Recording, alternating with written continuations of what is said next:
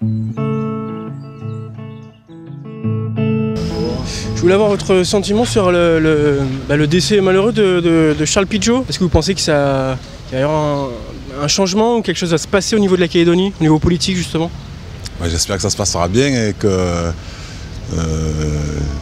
comment dire,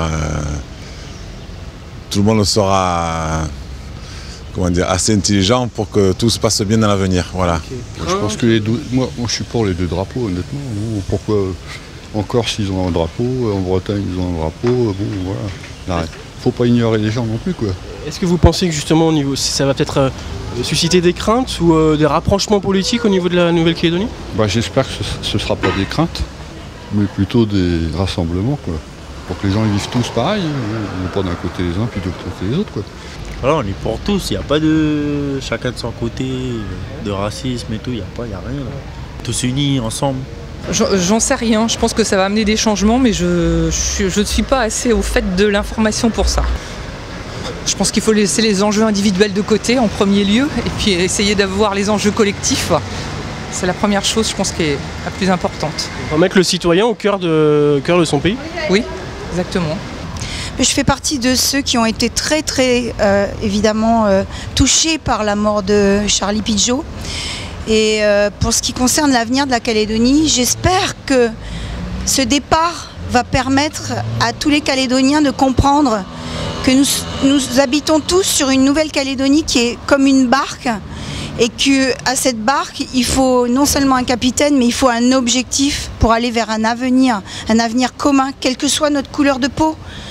Et cet avenir commun ne pourra se faire qu'avec des gens comme Charlie, des gens qui, en début de leur vie, étaient peut-être sur une vague, qui surfaient sur des regrets et des antipathies, mais sur la fin de sa vie, qui a compris qu'on pouvait bâtir ce pays dans la paix.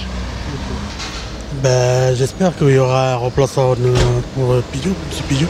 Comme disait ce matin à la radio, une personne disait c'est divisé pour mieux régner quoi. Donc ils devraient se réunir et puis voilà pour qu'on puisse être plus rassurés dans l'avenir quoi. De toute façon la famille comme FLNKS, je ne crois pas qu'ils sont divisés pour ce décès de Charles Pidgeot. Hein. C'est une triste nouvelle pour certains, c'est surtout pour les gens du C. Moi je ne fais pas de la politique. Hein.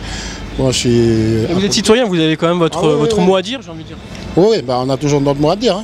Hein. C'est des gens qui gèrent notre pays. À ce moment, il faut qu'on soit avec eux pour les soutenir dans des cas comme ça. De toute façon, il a fait partie de ceux qui ont effectivement participé à la vie politique du pays. Je pense que c'est des gens qui sont politiquement placés et ils savent ce qu'ils font.